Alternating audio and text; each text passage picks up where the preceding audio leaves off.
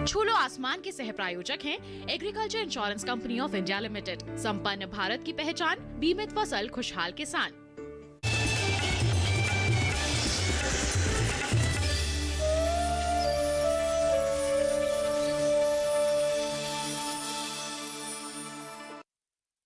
हो अगर पाना शिखर, कर तू शुरू अपना सफर, मंजिल पर रख बाज की नजर, चूक ना तू कोई भी कसर। हो नदी गहरी या हो लहरें बेमिसाल, हौसलों को बना लेता है नाविक अपनी पतवार। आए आंधी या आए लाख तूफान, ऊंची कर लेता है सारस अपनी उड़ान। आसानी से नहीं मिलती कोई मंजिल, कदम कदम पर संघर्ष करना पड़ता है। आसानी से नहीं बनता सपनों का घरौंदा, तिनका तिनका जोड़ना पड़ता है। करना है अगर मुट्ठी में ये जहान, भर लो तुम भी बाज सी उड़ान। पहन लो हौसला नाविक सा, छू लो तुम भी आसमान। छू लो आसमान।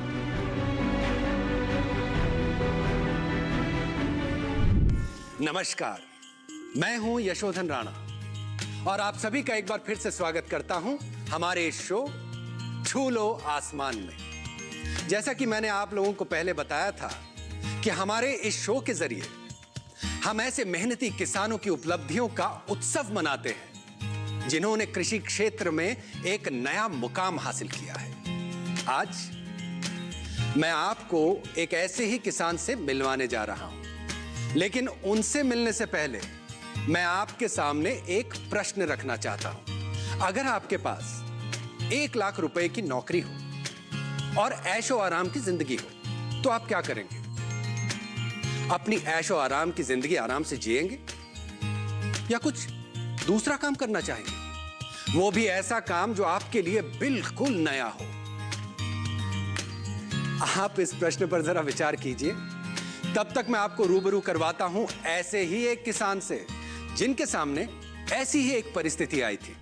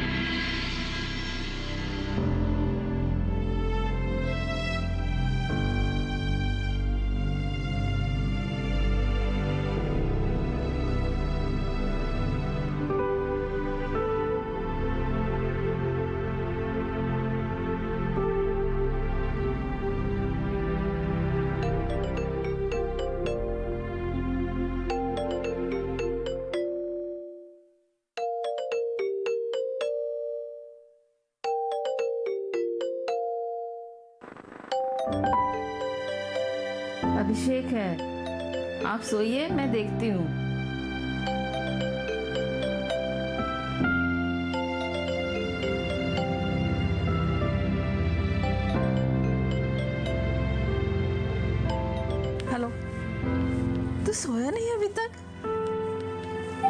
अभी क्या फिर से वही किसानों वाला कोई सपना देख लिया तूने?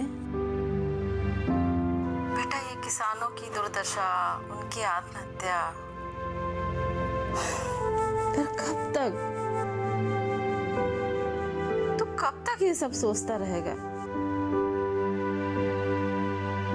बच्चे, तू अपना ध्यान किसी अपनी हॉबी पे क्यों नहीं लगाता है? सुन रहा है ना? जैसे कोई cricket team, football team join कर ले, नहीं है तो कोई क्लब ही ज्वाइन कर ले ना।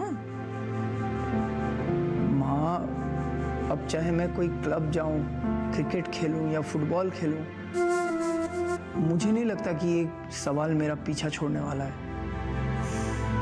आई एम वेरी टेंस्ड माँ। मुझे खुद समझ में नहीं आ रहा कि मैं क्या करूं। प्लीज प्लीज हेल्प मी माँ, प्लीज।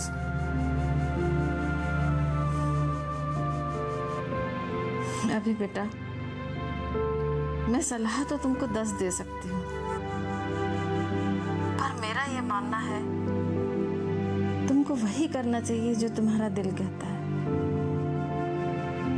अपने दिल की आवाज सुन। अपने दिल की आवाज सुनेगा ना, तेरे को वहां से सब पूरे सवालों के जवाब मिल जाएंगे और एक शांति भी मिलेगी। अभी एक बात याद रखना बेटा, तुम जिंदगी में जो भी डिसीजन लोगे या जो भी काम करोगे, हम लोग हमेशा तुम्हारे साथ हैं, ऑलवेज। थैंक यू माँ, thank you.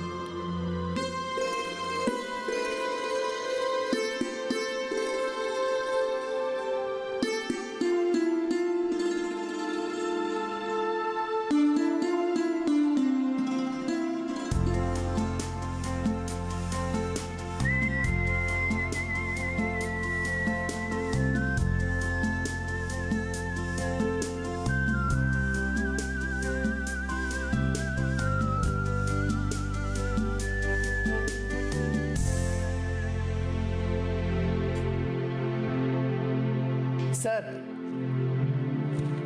Come in. Sir मुझे 10-15 दिन की छुट्टी चाहिए। 10-15 दिन? क्यों भाई, किस लिए? सर मुझे किसानों से मिलना है। मुझे जानना है कि हमारे देश में किसानों की इतनी दुर्दशा क्यों है और क्यों किसान इतने आत्महत्या कर रहे हैं। Are you mad? तुम पागल हो क्या? सर मैं सीरियस हूँ और मैं 10 दिन की छुट्टी पर जा रहा हूँ।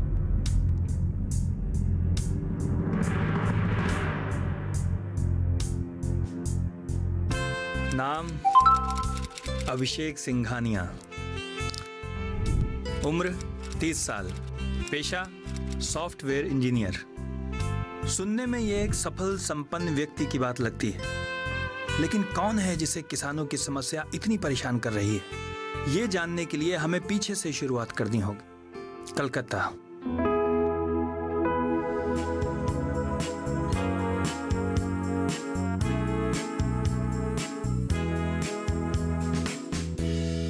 कलकत्ता शहर के बेहला में एक संपन्न परिवार में अभिषेक का जन्म हुआ। पिता शिव सुंदर सिंघानिया और माता सुमन सिंघानिया। दोनों माता पिता घर का पुश्तैनी बिजनेस संभालते थे। इनके 2 बेटे रितेश और अभिषेक।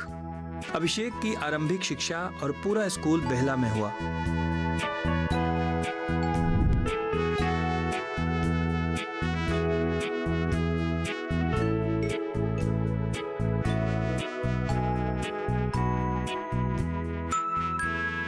अभिषेक मेधावी छात्र थे, साथ ही छोटे होने की वजह से घर में सबके लाडले।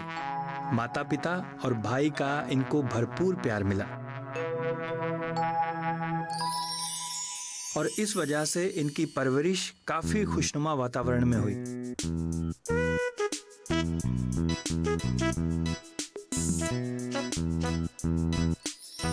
और शायद ये कारण रहा जिसकी वजह से ये अपने दिल की चीजें कर पाते थे। अभिषेक शुरू से ही दूसरे बच्चों से थोड़े अलग थे। उन्हें चीजों को अलग तरीके से देखने की आदत थी। फिर स्कूली शिक्षा पूरी करने के बाद बड़े भाई की सलाह पर इन्होंने JEE इंजीनियरिंग एंट्रेंस की परीक्षा पास की और फिर मद्रास IIT से सॉफ्टवेयर इंजीनियरिंग में डिग्री प्राप्त की। डिग्री के बाद कुछ समय के लिए एक बड़ी कंपनी में सॉफ्टवेयर इंजीनियर के तौर पर काम करने लगे। इंजीनियरिंग की डिग्री, अच्छी नौकरी, अच्छा वेतन, साथ ही युवा और अविवाहित।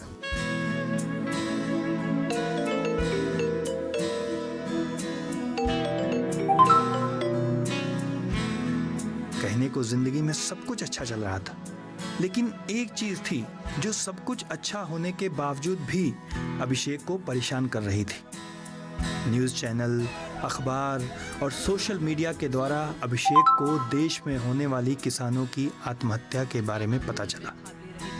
इससे अभिषेक काफी विचलित हो गए और वो ज्यादा से ज्यादा उनसे संबंधित खबरें देखने सुनने लगे। पास 2 एकड़ खेत था जिसमें वो ज्वार उगाते थे। इस साल भी फसल अच्छी नहीं हुई थी। पिछले 3 साल से सूखे के चलते उन पर 1 लाख रुपए।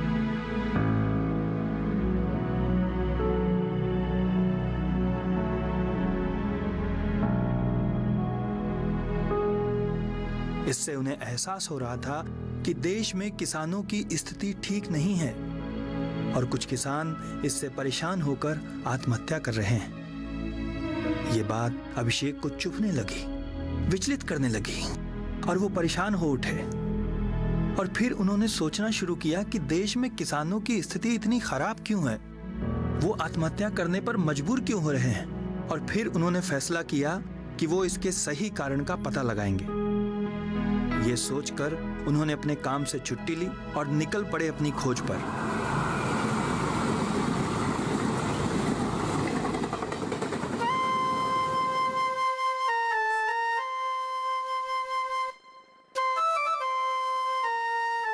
वो अपने शहर कलकत्ता के नजदीक वेस्ट बंगाल के कई गांवों में गए। गांव-गांव घूमकर वो किसानों से मिले, उनसे बातें की, चर्चाएं की, उनके दुख तकलीफ को समझा।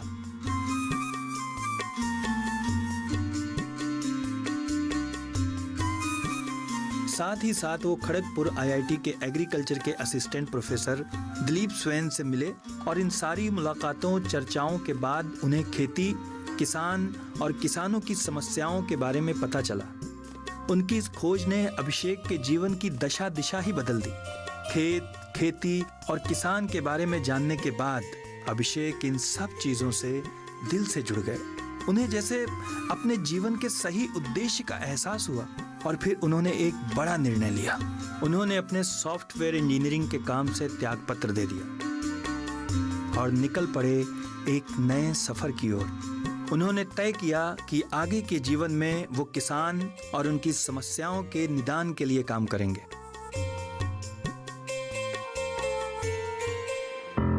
फिर उन्होंने सोचा कि किसानों की समस्याओं को सही रूप से समझने के लिए उन्हें पहले खुद खेती करनी चाहिए, तभी वो सही मायने में किसानों की चीजों को समझ पाएंगे। ये सोचकर उन्होंने खुद किसान बनने का निर्णय लिया। लेकिन कहते हैं ना, किसी चीज को दूर से देखने और उसे करने में फर्क होता है। नदी को दूर से देखने पर आपके अंदर का कलाकार, कवि, चित्रकार जाग सकता है, या फिर नदी का दृश्य आपको रुमानी कर सकता है, या फिर सेल्फी लेने की ललक जागती है।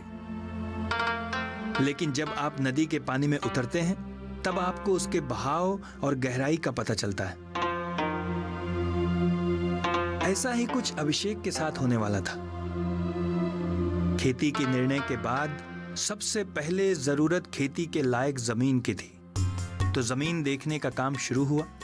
जितना अभिषेक ने सोचा था, ये काम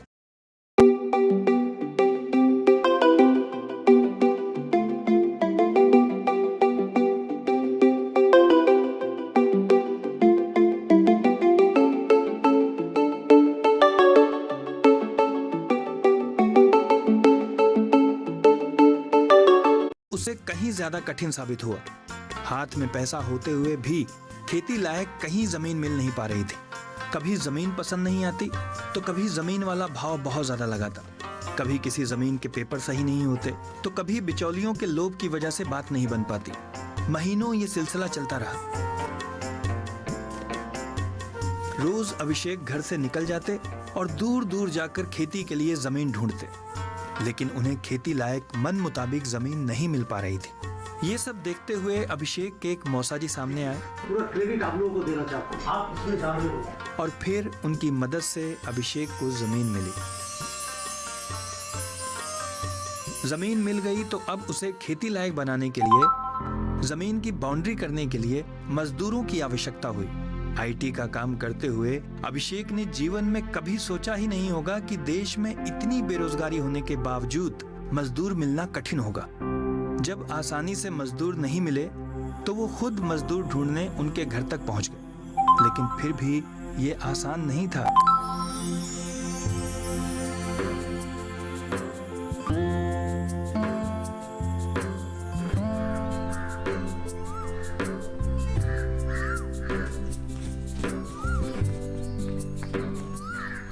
নমস্কার দাদা, আপনার বৌদি একটু মাছ রান্না করেছিল, তাই খেয়ে একটু ঘুমিয়ে পড়েছিলাম। আজকে যেতে পারবো না দাদা।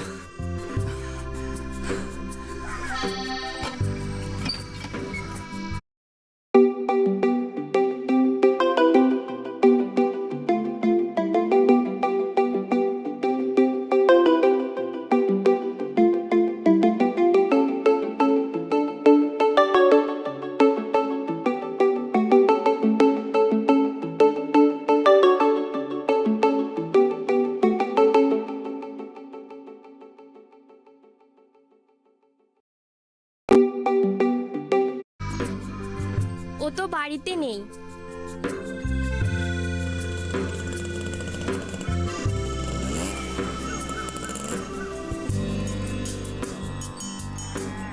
নমস্কার দাদা, এই বন্ধুদের সঙ্গে একটু চা দোকানে আড্ডা দিচ্ছি আর কি, আজ যেতে পারবো না। गोपाल मेरे भाई, देखो देखो सुनो, मैं तुमको चाय सिंघाड़ा मात सब दूंगा, तुम जो मांगोगे वो दूंगा, किंतु प्लीज मेरे साथ काम पे चलो। तुम्हारी वजह से मेरा काम रुका हुआ है, प्लीज। बहुत मशक्कत और हाथ पैर जोड़कर अभिषेक ने मजदूरों की व्यवस्था की, लेकिन ये काफी नहीं था।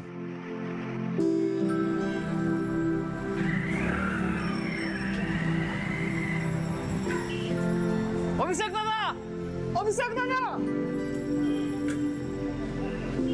অভিষেক দাদা, অভিষেক দাদা। अरे गोपाल क्या हुआ? আরে তুমি তো একটা বোকা, তুমি যে ওই ইলেকট্রিশিয়ান ঠিক করেছিলে না, হ্যাঁ। ও টাকা তার নিয়ে পালিয়ে গেছে। मजदूर मिले तो एक इलेक्ट्रिशियन सामान और पैसा लेकर भाग गया।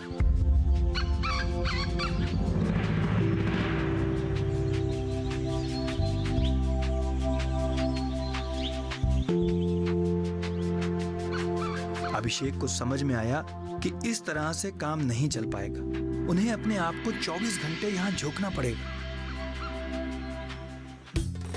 और फिर अभिषेक ने उस जमीन पर एक छोटी सी कुटिया बनाई और आगे महीनों तक बिना सुविधा के उस कुटिया में रहकर खेती का काम करने लगे।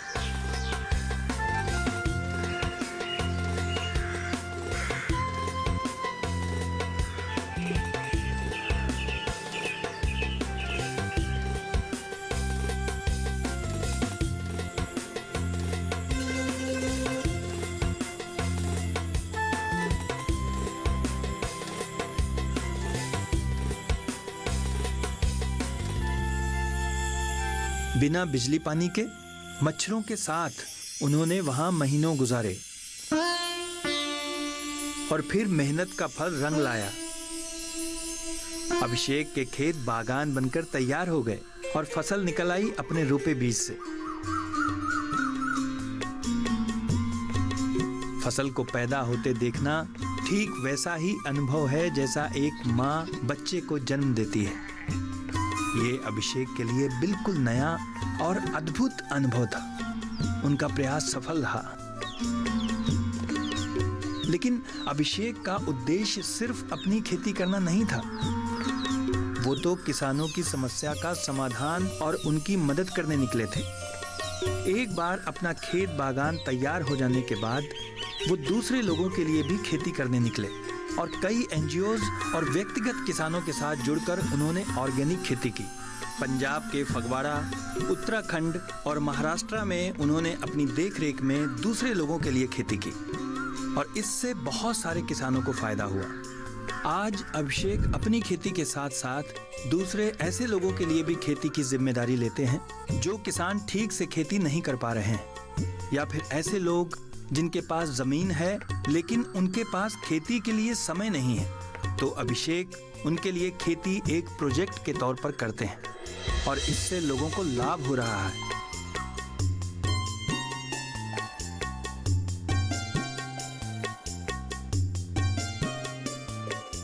आज बहुत सारे किसान खेती छोड़कर शहरों में मजदूरी करने जाते हैं या छोटी मोटी नौकरियां करना पसंद करते हैं। ऐसे में एक सॉफ्टवेयर इंजीनियर अच्छी नौकरी, अच्छा वेतन छोड़कर शहर से खेत खलियान के लिए गांव लौटता है तो ये देखकर उम्मीद जागती है कि हमारे देश की कृषि का भविष्य उज्जवल है। ऐसे लोग, ऐसे युवा जो कृषि को अपना व्यवसाय बनाना चाहते हैं, उनके लिए अभिषेक सिंघानिया प्रेरणा और आदर्श है। अद्भुत, अविश्वसनीय। अभिषेक सिंघानिया का जीवन सचमुच प्रशंसनीय है।